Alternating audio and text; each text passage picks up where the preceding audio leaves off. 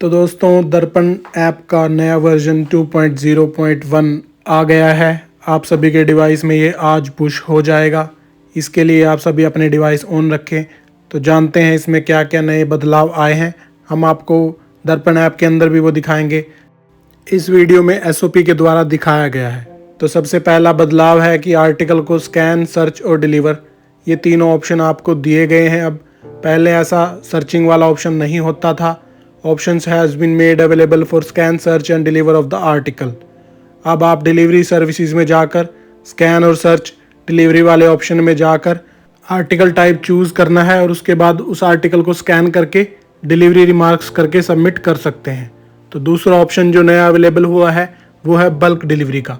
अब आप registry, speed post और पार्सल जो है वो डिलीवरी बल्क में कर सकते हो। वीपी और सीओडी इसके अंदर नहीं आएगा। तो आपको मल्टीपल आर्टिकल का डिलीवरी स्टेटस और non updation of date of delivery वो भी फिक्स कर दिया गया है।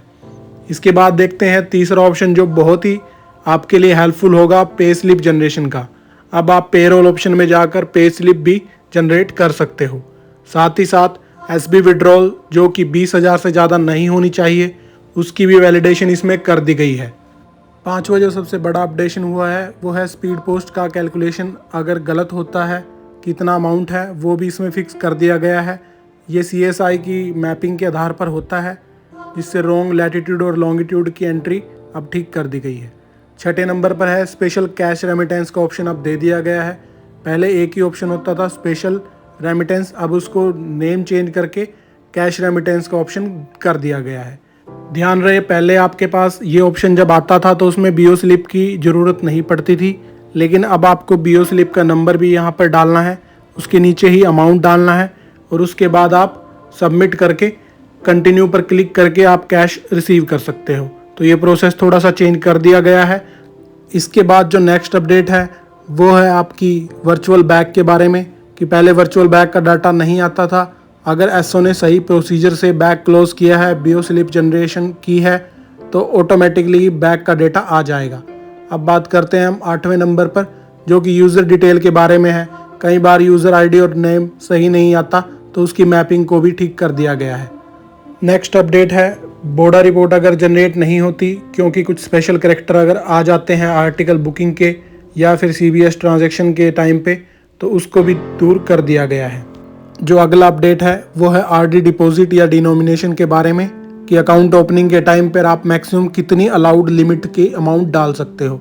जैसे अगर 100 रुपये का खाता है तो उसमें 6,000 रुपये ही मैक्सिमम डिपॉजिट हो सकते हैं।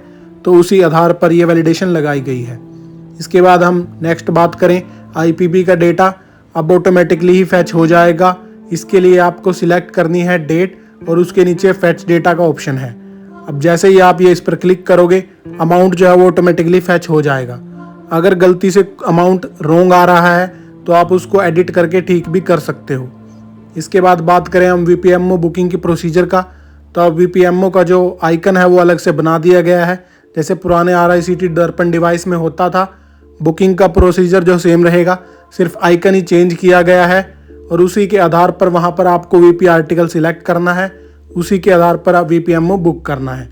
तो उसके बाद हम बात करें, इसके अंदर थोड़ा सा प्रोविज़न दिया गया है, ऑटोमेटिक फैच होगा नेम और एड्रेस, जिससे कि आपको दिक्कत नहीं आएगी। कई बार अमाउंट जो है वो गलत हो जाता है और साथ ही साथ जो बुकिंग पिन कोड है वो रॉन्ग हो जाता है। उसके बाद मल्टीपल बुकिंग नहीं हो पाएगी एक ही VP आर्टिकल के अगेंस्ट, पहले ऐसा हो जाता था। अगले अपडेट की बात करें तो वो है EMO के रिगार्डिंग। अब इन्वॉइसिंग का तरीका, उसके बाद अपडेशन का तरीका, डिलीवरी या डिपॉजिट रखने का तरीका, वो सारा का सारा अपडेट कर दिया गया है।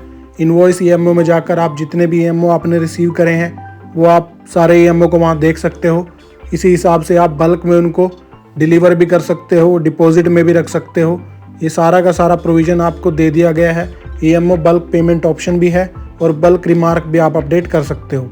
इसी तरह अगर देखा जाए, जितने आर्टिकल आपको डिपॉजिट में रखने हैं EMO के, उतने ही EMO आप डिपॉजिट में भी रख सकते हो। पहला ये प्रोसीजर थोड़ा सा चेंज कर रखा था, अब इसको बिल्कुल ही सिंप्लीफिकेशन से करा गया है। कोई भी दर्पण डिवाइस का नया अपडेट आता है तो वो इसी आधार पर किया जाता है कि आपको काम करने में ज़्यादा से ज़्यादा सहूलियत हो। इसके बाद बात करते हैं हम नेक्स्ट अपडेट की, जो कि है आपका, अगर आप एक से ज़्यादा बैग रिसीव करते हैं तो आपको बैग रिपोर्ट्स में जाकर ये ऑप्शन भी मिल जाएगा कि आपने कितने बैग रिसीव करे हैं, वो देखा जा सकता है। साथ ही साथ PLI और RPLI अपडेशन अगर पेंडिंग रह जाती थी कोई एंट्री, तो उसके लिए भी वो इशू जो आ जाता था जिसमें कि बार बार वॉलेट का अमाउंट अपडेट होता रहता था, लेकिन वो PLI RPLI अपडेट नहीं होती थी, तो वो भी इन्होंने रिजॉल्व कर दिया है। 16वें नंबर पर देखें हम तो कस्टम ड्यूटी को कलेक्ट करने का ऑप्शन भी यहाँ पर दे दिया गया है, जिससे कि आप कस्टम ड्यूटी भी कलेक्ट कर सकते हो। पहले आपको ये डाटा एंट्री में जाकर डालना पड़ता था, तो अब इसका प्रोविज़न जो है वो बना दिया गया है। साथ ही साथ अगर हम बात करें more than 1 high value withdrawal, इसकी वैलिडेशन भी लगा दी गई है कि एक अकाउंट के ऊपर एक से ज़्यादा हाई वैल्यू विड्रॉल की रिक्वेस्ट ना लगाई जा सके जब तक पुराने वाली वैल्यू जो है वो अप्रूव नहीं हो जाती। Provision to enter address in redirecting the EMO, ये वाला अपडेट बहुत ही इंपॉर्टेंट है, बिकॉज VPMO बुक करते समय पिन कोड जो है वो गलत बुक हो जाता है और साथ ही साथ वो दोबारा इसी डिवाइस में रिसीव हो जाता है। अब रीडायरेक्ट करते हुए आप EMO में एड्रेस जो है वो चेंज कर सकोगे, जिसके कारण वो EMO सही जगह पर जा सकेगा। अब बात करें हम नेक्स्ट अपडेट की, जो कि है आर्टिकल सर्च के बारे में। ये हमने पहले भी डिस्कस किया था। अब आप आर्टिकल सर्च कर सकते हो, वहाँ पर आपको डालना है आर्टिकल नंबर, जिससे आर्टिकल का स्टेटस भी आपको मिल जाएगा। अभी तक दर्पण डिवाइस में कोई भी ऐसा प्रोविज़न नहीं था जिससे आप देख सकें कि इस आर्टिकल का स्टेटस क्या था। अब आपको ये अपडेट दे दिया गया है। 20th नंबर पे अपडेशन है पिन कोड की। मास्टर डेटा अपडेशन जो पिछले अपडेट में दर्पण डिवाइस के अंदर आ गया था, अब उसमें आप पिन कोड भी अपडेट कर सकते हो। वैसे आपको ये नॉर्मली नहीं अपडेट करना चाहिए। अगर सब कुछ मैपिंग सही है तो आप इसको अपडेट ना करें, सिर्फ ज़रूरत पड़ने पर ही अपडेट करें।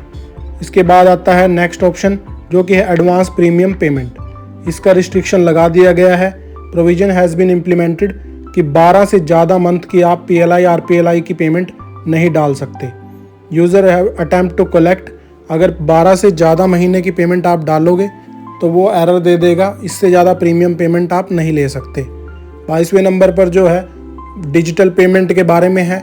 डायनामिक QR कोड के थ्रू आप रजिस्ट्री, स्पीड पोस्ट और पार्सल बुकिंग कर सकते हो। ध्यान रहे, आप सिर्फ रजिस्ट्री, स्पीड पोस्ट और पार्सल की ही डिजिटल पेमेंट के थ्रू पेमेंट लोगे। इसके अलावा PLI CBS का कोई भी काम, तो इनकी पेमेंट आपने QR कोड के थ्रू नहीं लेनी। तो इसका प्रोसेस इसमें स्टेप वाइज दिया गया है। हम आपको ये प्रैक्टिकल भी करके दिखाएंगे। जैसे ही डिवाइस में ये अपडेशन हो जाएंगी, आप अपने डिवाइस को आज ऑन रखें। ऑन रखने के साथ साथ ही ये प्रोविज़न इसमें आ जाएगा। जो भी डिजिटल पेमेंट आप QR कोड के थ्रू करोगे, उसकी ऑटोमेटिक SAP DTR में आपके सब ऑफिस में एंट्री आ जाएगी। उसकी कोई मैनुअल वाउचर पोस्टिंग नहीं होगी। अब आपको कंसोलिडेशन में भी दिखा देते हैं कि कौन कौन से अपडेट हुए हैं। ये हैं वो सारे अपडेट जो इसमें हुए हैं। तो उम्मीद है आपको ये वीडियो ज़रूर हेल्प करेगी और आप अपने डिवाइस को ऑन रखें ताकि दर्पण ऐप अपडेट हो सके और आपको ये सारे प्रोविजंस इसमें मिल सके। Thanks for watching this video. Thank you so much.